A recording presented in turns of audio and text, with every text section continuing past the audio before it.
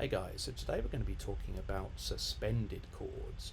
Now typically when you first start writing music and composing, you might start off using triads. So for example, in the key of C, the C chord triad is C, E and G. That's using the first, the third and the fifth note in that scale.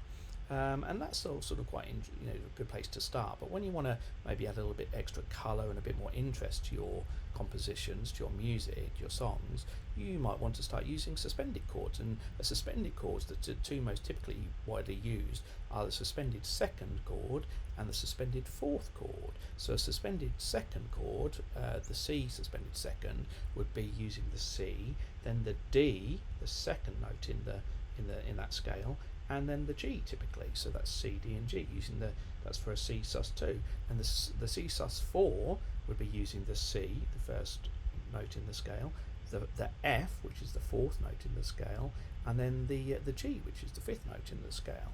And a good way to show an example of how suspended chords sound qualitatively is just to give you an example. So here's a song I recently wrote, and we're starting off here in the key of D, and we start off with the D triad using a D, an F sharp and an A, so that's starting off with the triad of D.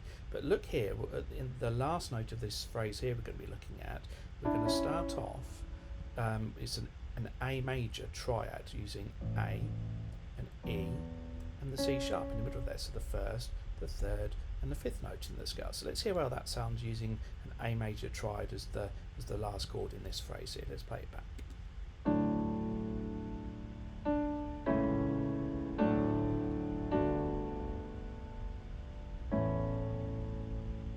So perhaps you'll agree that this is sort of quite a perfect kind of sounding to the chord, and it's quite interesting. But maybe we can do a little bit extra here. So let's try changing the C sharp to a D. So with the chord of A, the D is the fourth. So this is now an A suspended fourth chord. Let's see how this sounds, and if it's any sort of qualitatively different. Let's have a listen.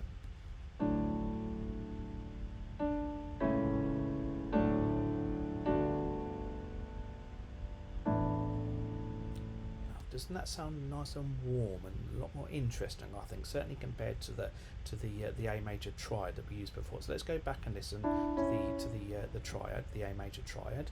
Listen to this once more.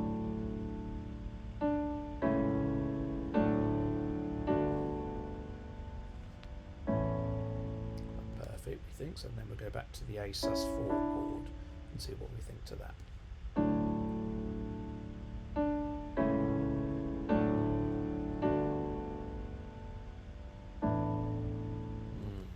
I think that just sounds lovely and succulent and nice and different, and a nice texture to it as well. So yeah, if you're a musician, composer, have you used sus4 chords in your music?